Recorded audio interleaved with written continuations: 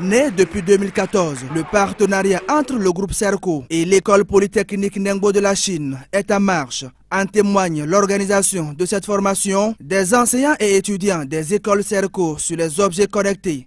Aujourd'hui, on ne peut pas comprendre que dans nos programmes, qu'on ne soit pas dans les objets connectés. Dès la première année aujourd'hui, dans les universités chinoises, en France, aux États-Unis, partout, les objets connectés sont présents. Les capteurs sont présents. Les systèmes embarqués sont présents. Et donc, nous avons amélioré nos programmes pour que nos étudiants aujourd'hui soient capables, dès la deuxième année, d'amorcer en fait cette technologie nouvelle, la robotique, les objets connectés, les systèmes embarqués, l'intelligence artificielle, la fabrication de produits, l'utilisation de la conception 3D, qui sont des choses qui ont fait de nous la meilleure au niveau du CAMES, la meilleure école en informatique. Quand nous avons eu, le CAMES a organisé le 50e, donc qui a été une compétition, les Olympiades, qui ont regroupé en fait l'ensemble des universités publiques et privées. Et à la fin de cette compétition nationale et internationale, Serco a été reconnue comme la meilleure école en termes d'informatique.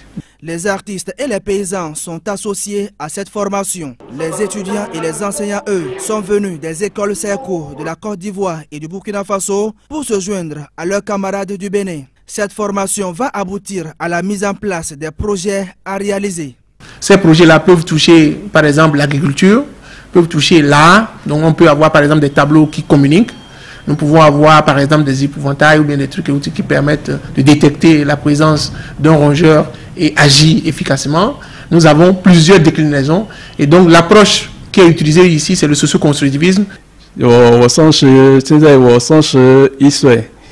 Boris Aïssi est un produit de ce partenariat de codiplomation entre le groupe Serco et l'école polytechnique Ningbo. Il est aujourd'hui titulaire d'un diplôme d'ingénieur en système d'information. Actuellement, je suis rentré, je travaille sur un projet en collaboration avec Serco.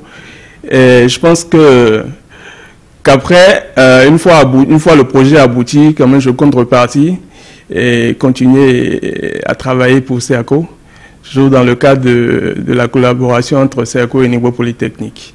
And we agree that we will welcome. Et donc, il est question que des étudiants de Serco peuvent aller là-bas ou soit même rester ici et faire leur formation.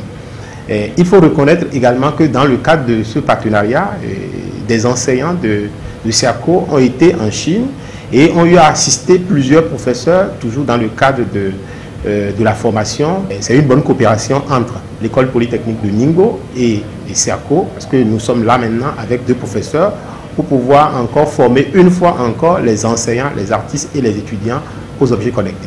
La formation dure 2 semaines. À la fin, les étudiants seront suffisamment mieux renseignés sur les différentes déclinaisons des objets connectés. Le groupe Serco adapte ainsi ses apprenants au rythme de l'évolution technologique.